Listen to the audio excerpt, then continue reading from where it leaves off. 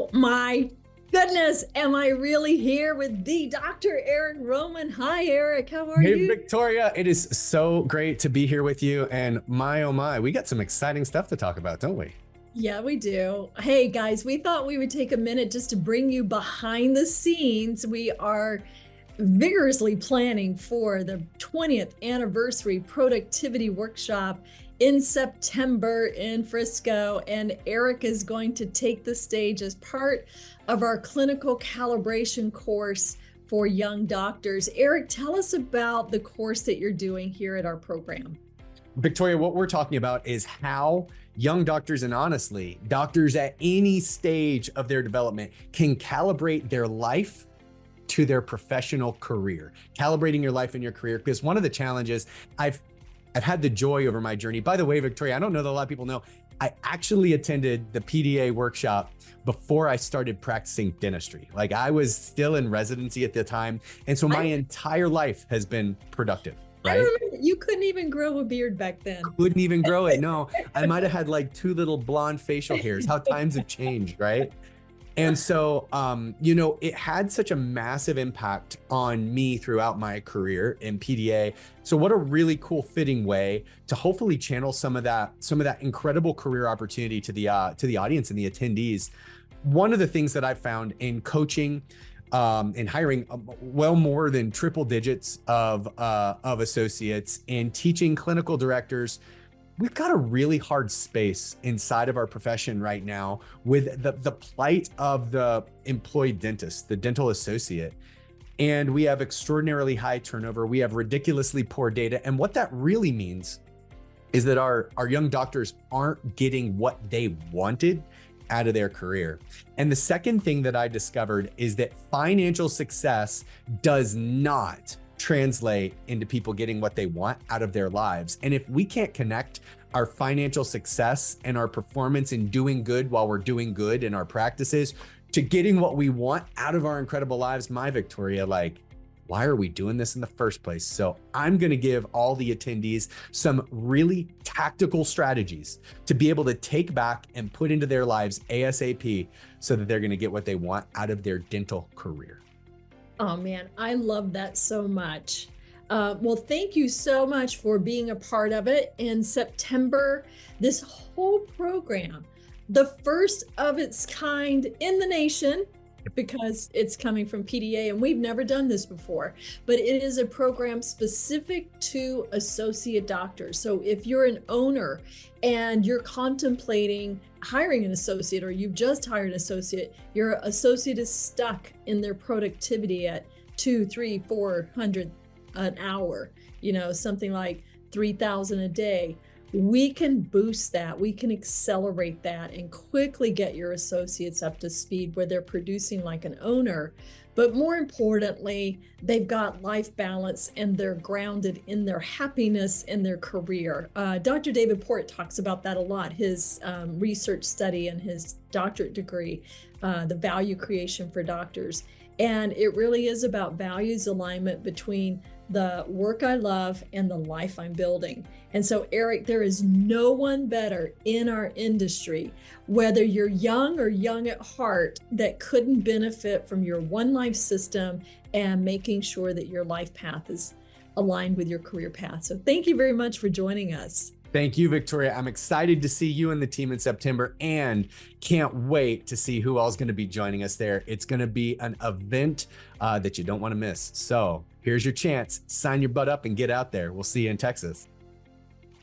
Doctor, are you living the dream or just dreaming of living? It is my honor to announce the PDA 20th anniversary special conference this September 12th to the 14th in Frisco, Texas, the nation's leading course on dental practice growth. If you feel isolated as a leader who is frustrated that your schedule is unproductive, maybe your team is disjointed, or your systems are inefficient, this is the conference for you. The PDA 20th Anniversary Conference has all new features, including keynote speaker Emmitt Smith, who is a Pro Football Hall of Fame running back and entrepreneur. You can choose your own educational track to customize your learning experience. Go to www.productivedentist.com and click the pop-up or select Productive Dentist Academy Conference under the Dental CE and Events tab. That's www.productivedentist.com. Seating is limited. Register today, and we look forward to helping you make your dreams become reality. The main reason dentists don't move forward with the things that they want to do in dentistry is based on fear. Hello, everyone. This is Dr. Bruce B. Baird, and you're listening to the Productive Dentist Podcast. In this podcast, I will give you everything that I've learned over the last 40 years in dentistry, working with thousands of dentists. I'll tell you, it's not that my way is the only way. It's just one that has worked extremely well for me, and I'd love to share that with you, so you too can enjoy the choices and lifestyle that productivity allows. More time for things you love, increased pay, better team relationships, and lowered stress. Let's get into it with this week's episode of the Productive Dentist Podcast.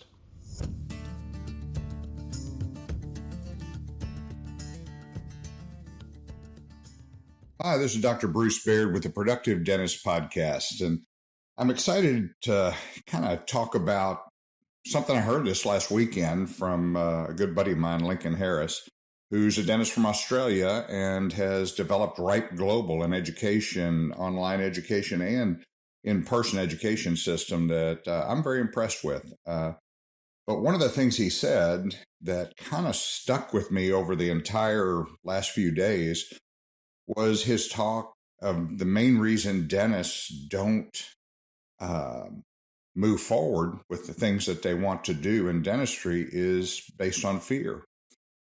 And I couldn't agree more. When you're afraid to do something, but on the other side of fear, something happens. When you get through the fear, all of a sudden you gain confidence. And what I mean by that is the more reps you do, the more crowns you do in your practice, the more implants that you do, if that's what you enjoy, the more confidence you get. Unfortunately, probably 95% of dentists never get past the fear. I mean, I've been with dentists trained at Mish Implant Institute. They learned all the techniques and all the technology, and came home, and I see them 20 years later. I go, so how's your implant stuff doing? Well, I don't do a lot of implants. I've done 15 or 20, and they spent $20,000 to go learn from the number one guy in the world at the time on dental implants. And it's this fear that's kind of can be overwhelming. We're told, don't hurt our patients. We don't want to hurt them. So we have this fear of either hurting the patient, of telling them the cost is, how high the cost is, and all those things. And we have to get past that fear. I used to tell people, I tell my kids, and I tell my grandkids, I said, if you say you can't do something, then you must. And I've said this before on the podcast. I tell my kids that. They say, I can't do math. I go, well, if you say that, you know what that means. You must learn math. You must be good at math, because I don't want to go through my life feeling I'm bad at something. I would rather it's a challenge. It's something that I'm going to put out in front of me and say, all right, I can't play golf. Well, I remember saying that a lot of times, and I probably said it last week, but I must. It's something I enjoy. It's something I have fun doing. And so I want to work on it a little bit more. The saying, I can't do root canals. Well, one thing about I can't do root canals is different than I don't like to do root canals. What I would say is if you can't do a root canal, then you need to learn to do root canals, and you need to go to the best place in the world to learn. And there are multiple locations that you can go learn automated endo and some of the latest techniques and technology to do endodontics. And then you can make a decision after that. You learn to do it, you start doing them in your practice, and then you may make a decision at some point in your career that you say, I just don't really like doing, I don't like doing endo. And that's okay. And that's when you begin to refer the work out to the best endodontist in your area, period. because I want my patients to be taken care of at the highest level.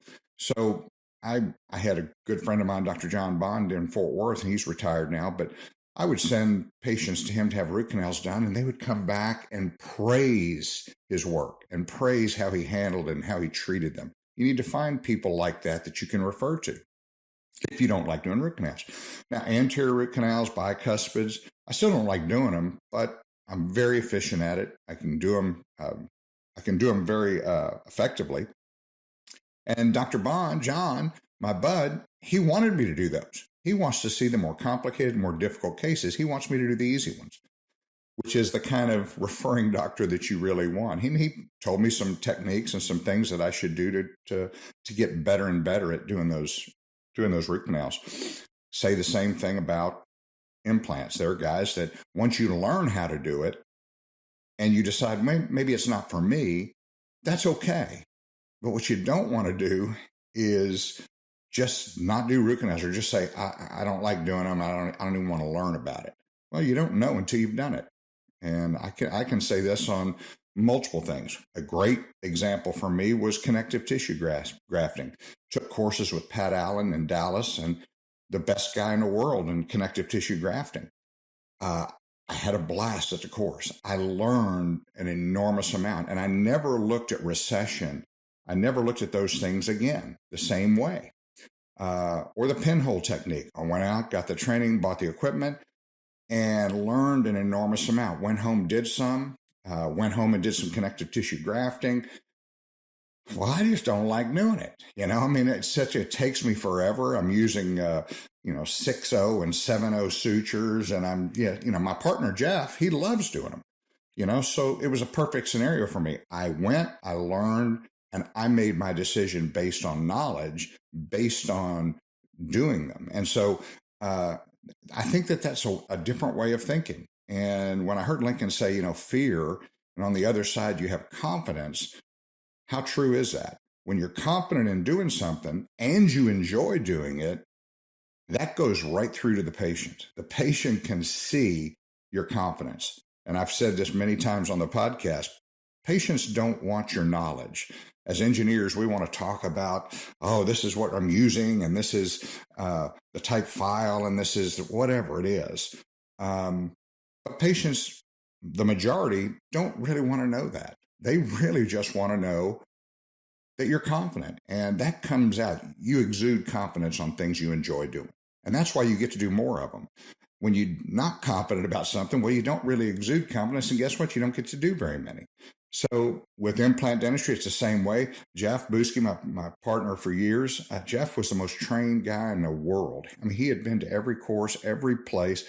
He was amazing, but he just wasn't doing any of the work, whether it be, across the board, from implants to surgery to all those. He'd been to all the courses and knew how to do it, but he didn't have the confidence.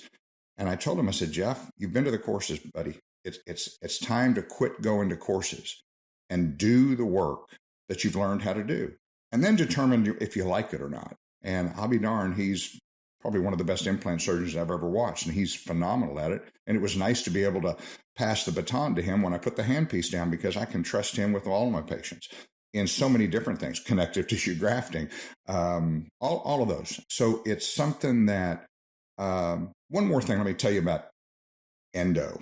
And, I told you guys I don't like doing them. And I don't know, I get bored doing it. It takes a while and I just get bored. So what I came up with my protocol for doing endo, I'll do anteriors. I'll do bis. If I got into a bicuspid and I find a, bifurcated canal or two, if it looked complicated once I got in there, I want to find that information out in the first 5 minutes. If I open up number 14 and I open it up, I want to see the canals, and I'm looking for MB2. And I can't find it in the first couple minutes. If I don't find MB2 in the first couple minutes, what I'm not going to do is an 1.5-hour root canal or a 2-hour root canal for $1,000. 2-hour root canal, $1,000. That's $500 an hour. It is the national average, about $425 an hour. So you're above the national average. But the only reason I would do that is if I enjoyed doing root canals. Otherwise, I'm 10 minutes into the procedure. I tell the patient, you have some extra areas here that it's really going to require the expertise of somebody who does this every day, all day. I said, I want to send you to Dr. Bond. And they would say, you sent me to him last time. He's phenomenal. That's great, Dr. B. Or, they go, can't you do it? I said, well, I could, but I wouldn't do it on myself. So that just gives you an idea of how I feel about this particular type tooth. I want it to be done correct so that the restorative work we do on top of that has a great chance of lasting the rest of your life. So it is, if I get into a bicuspid and it's got 3 canals instead of 2, and there's a big curve and a hook or whatever, I broach it out, I clean it out, I put a pellet in it, and I send it to the endodontist. So being efficient and being a productive dentist has to do with, in my opinion, confidence and fear. 95% of the dentists that are afraid. You get out of dental school, honestly, the dental schools are lacking right now in the education that a lot of the dentists are getting. They come out and they go into an associate position, and you just get doing the same crap over and over. The DSO or the group says, we want you to do root canals. We want you to be able to do third molar extractions. These are the things that they don't want to do. So as an associate, you're going to get to do it.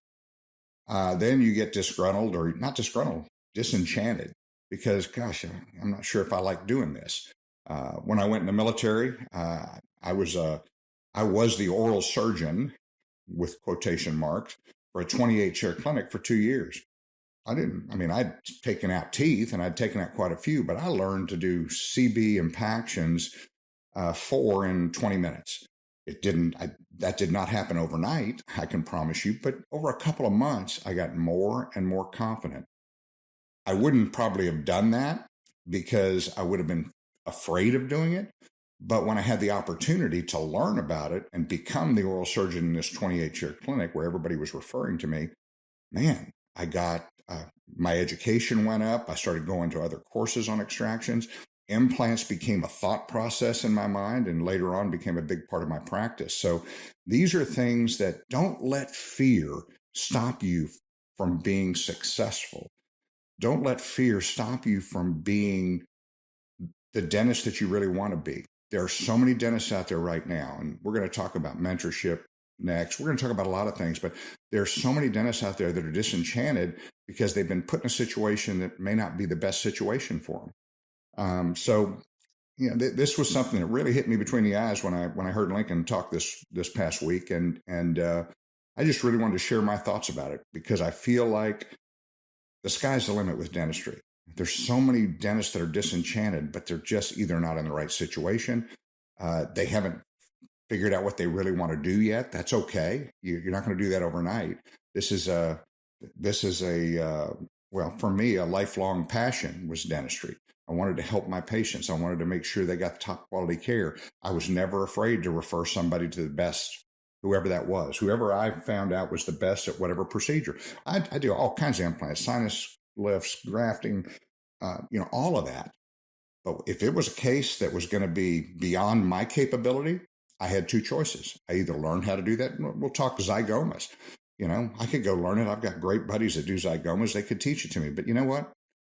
I enjoy doing what I'm doing now in the implant realm. If I had it's not a fear of zygomas. It's just there's certain cases that need it. And I'd prefer to refer that out. I don't want to spend my time. And the older you get out of dental school, you start to find your niche, the things that you really love to do. So guys, do what you love. Don't be afraid.